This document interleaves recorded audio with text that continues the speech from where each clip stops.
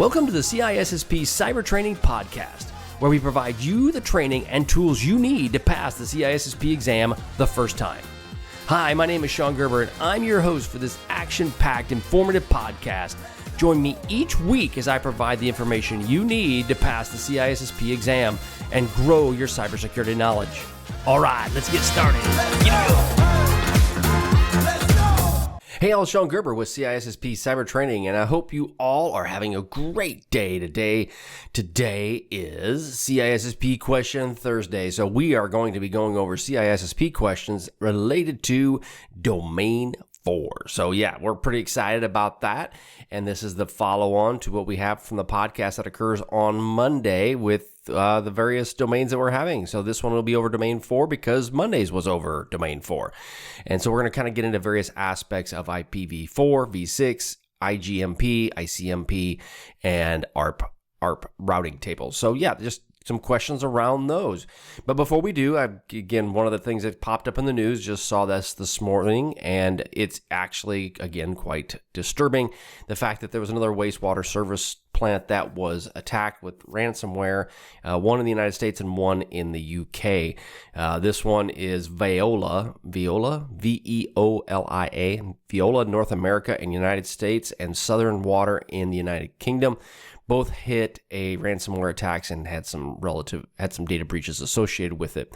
The bad thing is, obviously, is wastewater treatment plants may seem benign, but unfortunately, we all need them because we all use the restroom, and therefore we need that to be clean, right? So if they have problems and you can't use the restroom anymore, then yeah, it becomes a bit of a problem. So hitting them with ransomware attacks, I know there has been various groups that have been targeting the critical infrastructure, and this is no different than before. I'd say just in this past year, this is probably the 7th or 8th one that I've seen of that's actually hit either wastewater treatment facilities or water treatment facilities of some kind. Right now at this point, no ransomware group has taken attack or credit for the attack, and they service about, let's see, what does it say? About 2.5 million customers is the one that services in the United States, and then the one in England is about 4.7 million in south of England. So it's obviously ramping up substantially what's going on. They said they stole about 750 gigs of files, obviously with personal information and corporate documents, and that's to be expected almost in these types of events. But the bigger issue that I see is not necessarily the stealing of data, which is a bad deal, right? We don't want people's personal information stolen, but like the mother of all breaches that occurred last week or earlier this week, I just expect your stuff is out there. But the bigger issue is the fact that if they have any sort of control over these wastewater treatment facilities, having remote control, remote access to them is a very dangerous aspect. And we really are hopeful that something will come of this where there's maybe some, I don't want legislation, believe me, I really don't, but if that may be what's required to get some of these actions taken. But this is hard already on an overly strained cybersecurity group of people trying to ensure that this stuff gets secured and managed correctly. But so that's about all I've got for that. So let's roll into the CISSP exam questions, and we're going to talk about Domain 4. And you can go to CISSP Cyber Training and you can get access to these questions along with a plethora of many other questions that are all available for you. Now, again, trying to reaffirm the fact that these questions are not questions you will exactly see on the ISC squared CISSP exam. That is not the case. These questions are designed to help you understand what they're actually asking. And that's the purpose of these questions, is to get you thinking like a security manager, a security leader that can then, when something happens in your organization, you make decisions based on it. Okay, so let's roll into question number 1. What is the primary reason for subnetting in IPv4 networks? Okay, what is the primary reason for subnetting in IPv4 networks? A, enhanced security. B, efficient IP address allocation. C, improved routing. Or D, faster data transfer? Again, the primary reason for subnetting in IP4 networks, and the answer is B, efficient IP address allocation. This allows for organizations to optimize address space usage and manage networks more effectively.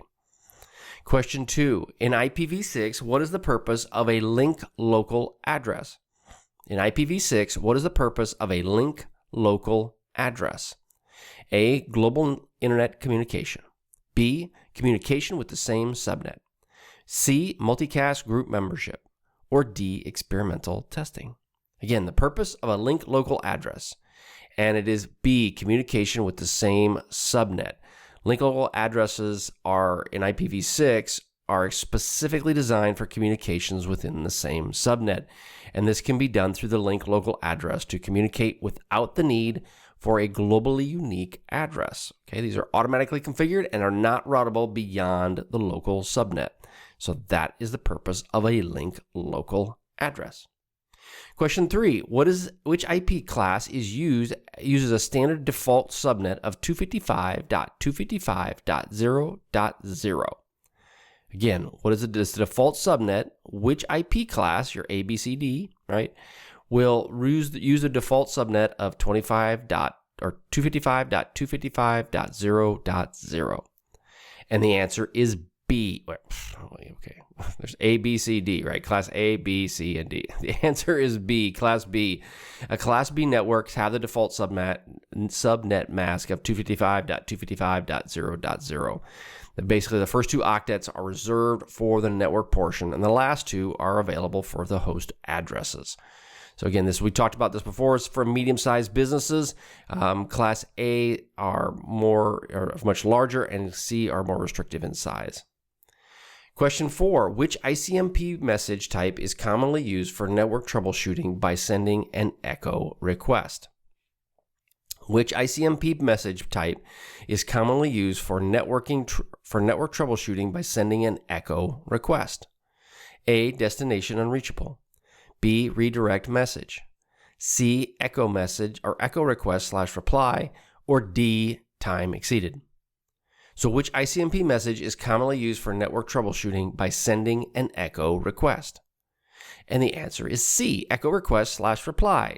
The ICMP echo request / reply is often referred to as the ping, right? That's what we talk about as a ping. You ping in something, you send a ping to it. Okay, this request message sends the recipient responds to the echo reply. This process helps determine the reachability of the host and the round trip time for the data to travel from the source to the destination and back. That's the purpose of it. Question 5, which version of the IGMP introduces source-specific multicast, allowing precise control over group membership? Which version of the IGMP introduces source-specific multicast, allowing precise control over group membership? A, IGMP version 1. B, IGMP version 2. C, IGMP version 3. And D, IGMP version 4. Which version of IGMP introduces source-specific multicast, allowing precise control over group membership? And the answer is C, IGMP version 3. Is it improved over other previous versions because it includes source-specific multicast? This allows the host to specify the sources from which they want to receive the multicast traffic from. And it does provide more granular control over group memberships. It's particularly useful in scenarios where precise control over multicast communication is necessary. Question number 6. What is the primary function of ARP, Address Resolution Protocol? Okay, so what is the primary function of ARP? A, map IP addresses to MAC addresses.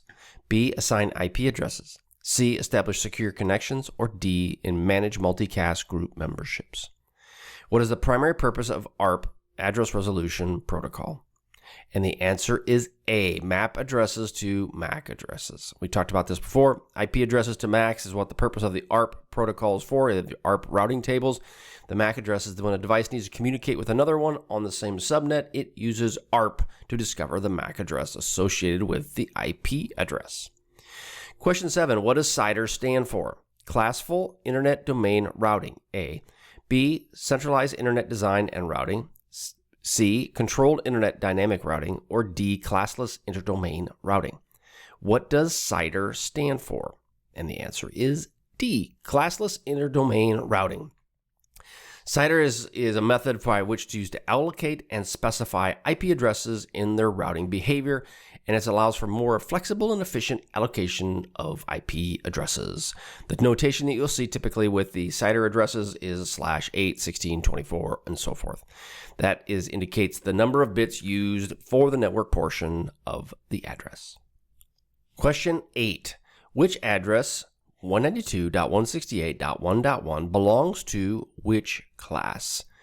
A, Class A, B, Class C, C, Class B, or D, Class D? Mixed it up a bit. Which address 192.168.1 belongs to which one? And 192.168.1.1 belongs to Class C. Class C addresses are commonly used for small networks, and that is where it falls in that range for the Class C address, 192.168. Okay, so question 9. What is the CIDR equivalent of the subnet mask 255.255.255.192? And then, so this is going to be, what is the equivalent of that? So let's kind of break that out. A/26, B/25, C/24, or D/23. So what is the CIDR equivalent of the subnet mask 255.255.255.192? And it is /26. So in this case, the subnet mask of what we talked about, 355 sort of 192, has 26 bits dedicated to the network portion, making it equivalent to a /26. Now, if you're going to look at as we talk about this, one thing to kind of put into perspective is those other examples that I gave you, 22/24, 25, 26, 27. So to put it, if you're seeing this on the video, you can see this, go to CISSP Cyber Training, you can see the video of it, or I'll just kind of walk you through it on the podcast piece of this. But a /27 would be, your subnet mask would be a 255.224. That would be a /27 because that has 5 bits. Okay, so that's total IP addresses would be 32. Now, when you're dealing with the .192, that's a /26 because there's 6 bits, and that is there's 64 IP addresses that are tied to that. Now, when you get a /25, it's the 255, but then it gets to the .128, and that's your /25, and your IP address gives you 128 different IP addresses that you can utilize it. And then a /24, your /24 would be your 255.255.0. That's your 8 bits, and that would give you 256 IP addresses. So basically, as you're getting down to when you move up in your CIDR notation of 20/24 all the way up to 20/27, you're obviously your amount of IP addresses goes down as you go up. So again, just think about it in the fact if it's a /24, you're going to get the full 256. As you go up in the slashes, you're going to end up getting less of your IP addresses that are available to you. And I see the slash is less of the CIDR notation. Okay, question 10. In IPv6, which address range is reserved for multicast? Okay, in IPv6, which address range is reserved for multicast? A, 128.0.0.0 to 191.255.255.255.255. Okay, I'll go through these, but you guys will all fall over asleep when you hear me talking 255 all the time. So then it's going to be basically 128.0 to 191.255 and then on. The next one is 192.0 to 223.255. The next one is 224.0 to 239.255. And then the next one is 240.0 to 255 on. Okay, so we know the 255 on, just throw that out. That isn't going to work. But when we're dealing with IPv6, which address range is reserved for multicast?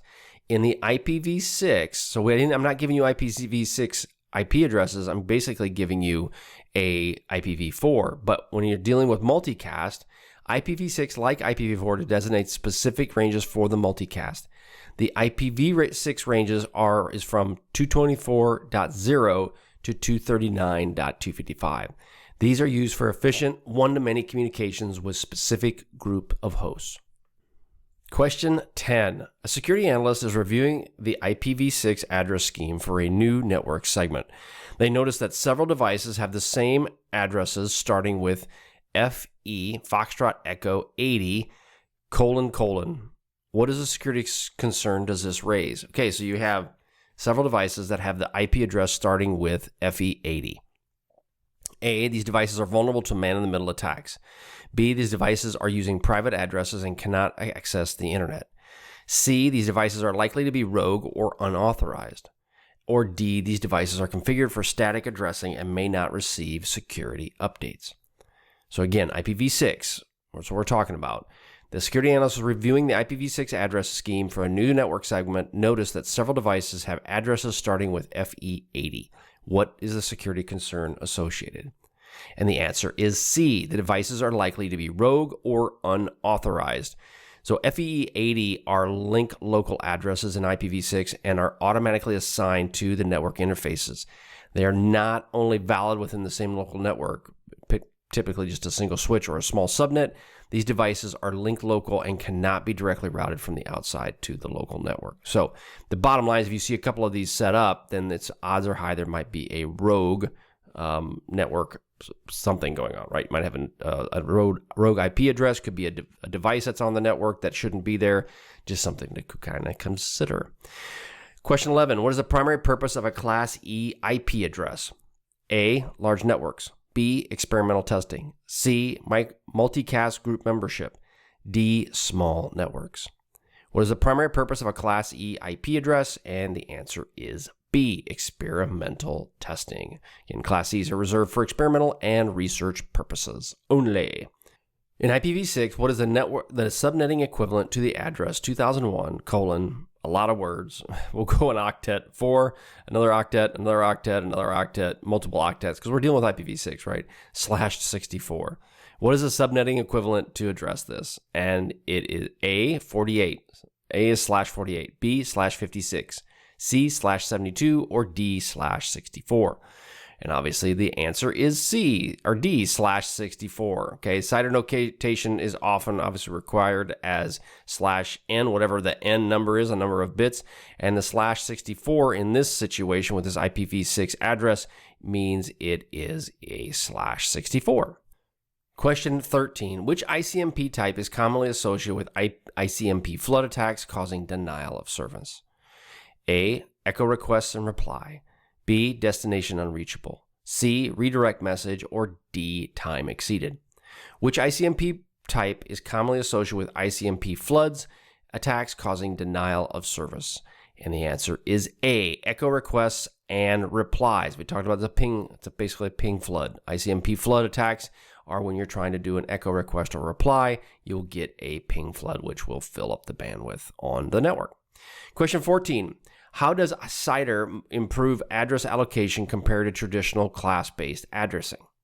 How does CIDR improve address allocation compared to traditional class-based addressing? A, by allocating large address space. B, by enforcing strict class boundaries. C, by simplifying the subnetting. Or D, by allowing flexible address allocation. So, how does the CIDR improve address allocation compared to traditional class-based addresses? And the answer is D, by allowing flexible address allocation. Okay, CIDR introduces flexible and IP address allocation by allowing variable length subnetting. Unlike the traditional class-based addresses, it does not enforce strict class boundaries. Basically, it doesn't force them to stay within your class A, B, C, or D. This enables organizations to allocate addresses based on their specific needs, reducing address wastage. That's a new term that I did not know, wastage, and optimizing resource utilization. Okay, last question. Which IP address range falls under Class B? 192.0.0.0, 128.0.0.0. Okay, so I gotta give you the rest of it. 192.0.0.0 to 223.255, 128.0 to 191.255, 224.0 to 239.255, or 1.0 to 126.1.255. Okay, which IP address falls under Class B? And we know the Class B is B, 128.0 to 191.255. Goes up to 192, because 192, once you get into that, it is a Class C.